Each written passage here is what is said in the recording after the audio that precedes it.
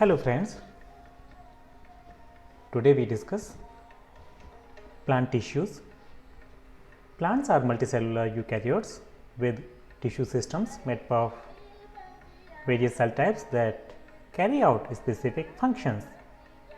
Plant tissue systems fall into one of two general types, meristematic tissue and permanent or non-meristematic tissue.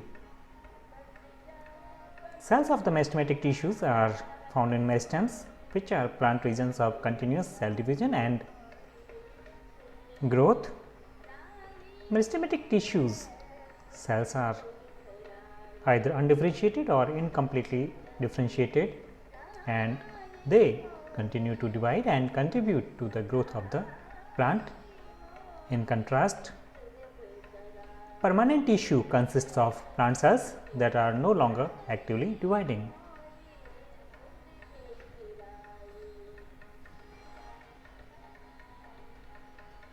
These are the classification of plant tissues. There are two types of plant tissues, meristematic tissues and permanent tissues. Based upon the origin and development, meristematic tissues are categorized into three categories: promeristem, primary meristem and secondary meristem. On the basis of location in plant, they are classified into apical meristem, intercalary meristem and lateral meristem. On the basis of function, meristematic tissues are classified into protoderm, procambium and ground meristem. Permanent tissues are classified into simple permanent tissues and complex permanent tissues.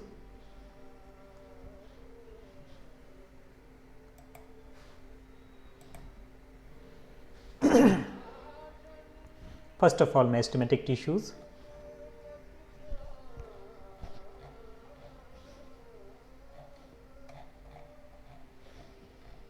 A group of living cells which are located at a specific location and divide continuously to add new cells to the plant body is known as meristematic tissue. Characteristics of meristematic tissues are as: cells of these tissues are continuously dividing and cells are small, isodiametric. The cell wall is thin and made up of cellulose. Cytoplasm in meristematic cells is abundant. Nuclei are very large. Vacuoles are absent, and if present, they are lesser in number. Meristematic cells lack intercellular spaces, and metabolic activities in meristematic cells are very high. Inorganic inclusion absent, and these are considered as simple tissue. Classification of meristematic tissue on the basis of origin and development. Meristematic tissues classified into promeristem, primary meristematic tissue, secondary meristematic tissue. The meristem, where foundation of new organs or of their part is laid down, is called promeristem. They occupy a very small area at the tips of stem and root. Promeristem differentiates into primary meristem in future. Primary meristematic tissue originates from promeristem. It remains meristematic from the embryonic condition throughout entire plant life at the growing apices of roots, stems, primordial of leaves. Both apical meristems and intercalary meristems are primary meristems. because they appear early in life of a plant and contribute to the formation of the primary plant body. Secondary meristematic tissue, it develops from primary permanent tissue, fascicular vasculum cambium, interfascicular cambium and cord cambium, and this tissue is responsible for producing the secondary tissues.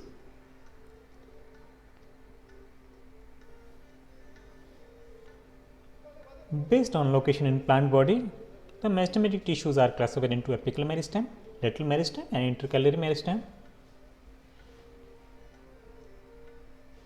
Position of apical meristem is at the root tip and shoot tip, and functions is to increase in length of plant axis. Position of lateral meristem is on the lateral side of stem and root. Function is to increase in diameter or width of plant. Position of intercalary meristem, as name suggests, intercalary meristem resides at the base of leaf, internodes and leaf, and function is to increase the length of the plant or its organs.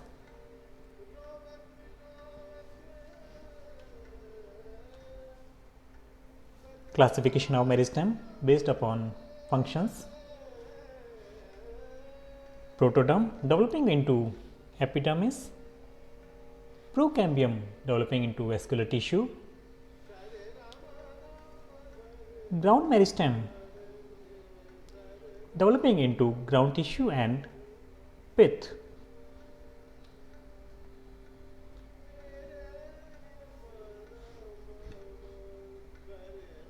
A brief idea about differentiation, dedifferentiation and redifferentiation. During differentiation, cells undergo few to major structural changes both in their cell walls and protoplasm, and they also develop very strong elastic lignocellulosic secondary cell walls to carry water to long distances even under extreme tension. After differentiation, the living differentiated cells which have lost the capacity to divide can regain the capacity of division under certain conditions, and this phenomenon is termed as dedifferentiation, like interfascicular cambium and cord cambium from fully differentiated parenchyma cells. After the process of dedifferentiation, the produced cells once again lose the capacity to divide, but mature to perform specific functions, that is, get redifferentiated, like in secondary xylem and secondary phloem.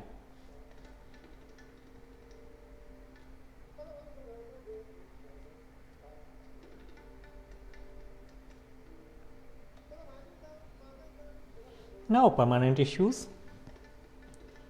Permanent tissue may be defined as a group of living or dead cells formed by meristematic tissue and have lost their ability to divide and have permanently placed at fixed position in plant body.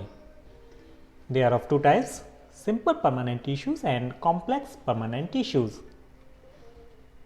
Simple permanent tissues such as parenchyma, collenchyma, sclerenchyma, and complex permanent tissues like xylem and phloem.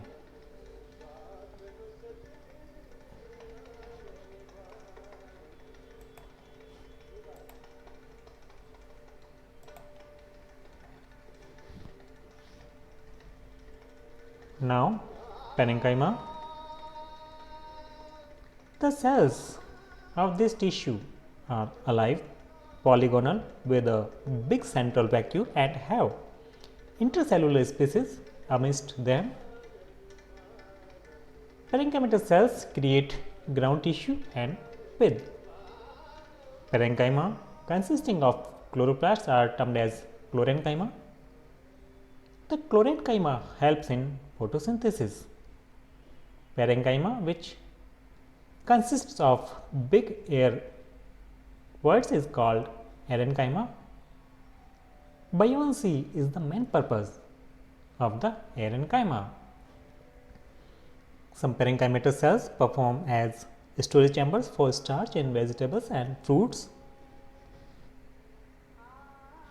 Now collenchyma. These are stretched out living cells with minute intercellular gaps. Their cell walls are made of pectin and cellulose. Collenchyma is found in the marginal regions of leaves and stems or offers flexibility with the structural framework and mechanical support to plants. Sclerenchyma. These are elongated dead cells with lignin deposits in their cell wall. They have no intercellular gaps. Sclerenchyma is found in the covering of seeds and nuts, around the vascular tissues in stems and the veins of leaves. Sclerenchyma tissues provides strength to the plant body.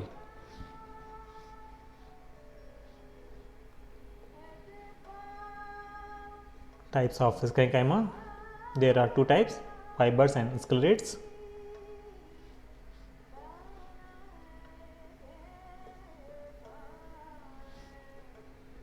Now complex permanent tissue.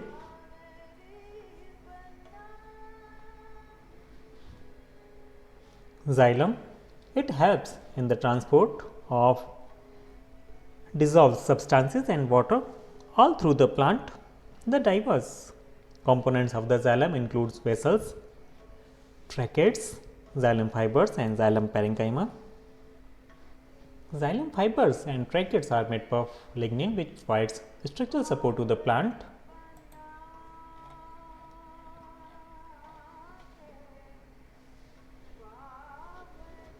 Tracheids and vessel elements of xylem tissue conduct water and are dead at maturity. Tracheids are xylem cells with thick secondary cell walls that are lignified. Water moves from one trachea to another through regions on the side walls known as pits, where secondary walls are absent. Vessel elements are xylem cells with thinner walls. They are shorter than tracheids. Each vessel element is connected to the next by means of a perforation plate at the end walls of the element, and water moves through the perforation plates to travel up the plant.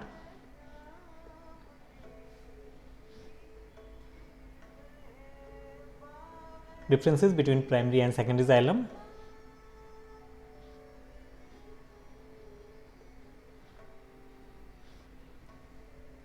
Now phloem. The phloem helps in the transportation of the food all through the plant. The diverse elements of phloem include phloem fibers, sieve tubes, phloem parenchyma and companion cells. A series of sieve tube cells, also known as sieve tube elements, are arranged end to end to make up a long sieve tube which transports organic substances such as sugars and amino acids. The sugars flow from one sieve tube cells to the next through perforated sieve plates which are found at the end junctions between two cells. Although still alive at maturity, the nucleus and other cell component of sieve tube cells have disintegrated. Companion cells are found alongside the sieve tube cells, providing them with metabolic support. The companion cells contain more ribosomes and mitochondria than the sieve tube cells, which lack some cellular organelles. Let us see differences between primary phloem and secondary phloem mentioned here in this slide.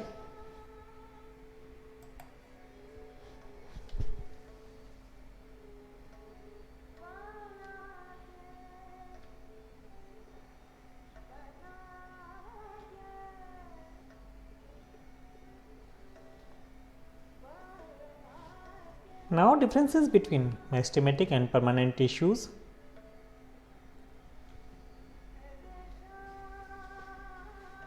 Cells of meristematic tissues are continuously dividing, while the cells of permanent tissues not divide. Cells in meristematic tissues are small and isodiametric, while in permanent tissues cells are variable in shape and size. Meristematic cell wall is thin, while permanent tissue cells cell wall is very thick. Nuclei are large in meristematic cells, while nuclei are small in permanent tissues. Vacuoles are absent in meristematic cells, while vacuoles are present in permanent tissues. Intercellular space is absent in meristematic cells, while intercellular space is present in permanent tissue cells. Metabolic activity rates are very high in meristematic cells, while metabolic activity rate is very low in permanent tissue cells.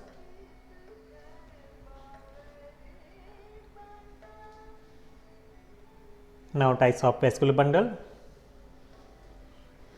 First, based on cambium, there are two types of vascular bundle: open vascular bundle and closed vascular bundle. As vascular bundle contains cambium known as open vascular bundle, and vascular bundle without cambium known as closed vascular bundle.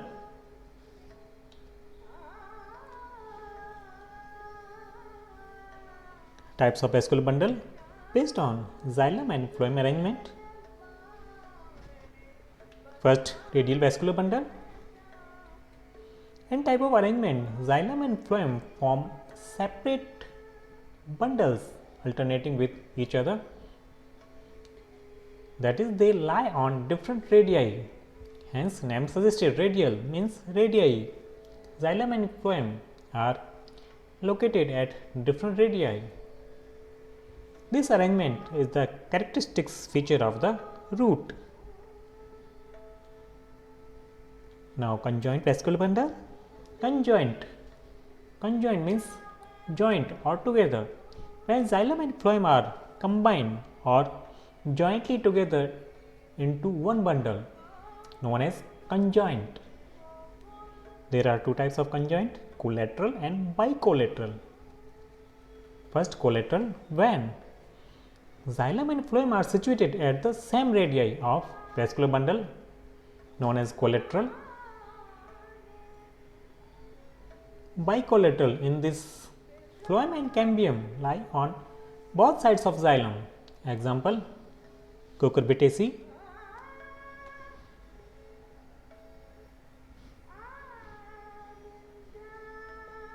Radial vascular bundle mentioned here in this side. Xylem and phloem are situated at different loci in vascular bundle. Conjoint collateral and conjoint bilateral in cucurbitaceae. Now, concentric vascular bundle. When xylem and phloem arrange concentrically, means one surrounds the other, completely concentric. There are two types: amphicribal and amphivessel. When xylem lies in the center, listen carefully, when xylem lies in the center and is completely surrounded by the phloem, is known as amphicribal concentric vascular bundle, like in ferns. Amphivessel. When phloem lies in center and is completely surrounded by the xylem, like in monocot stem, known as amphivessel concentric vascular bundle.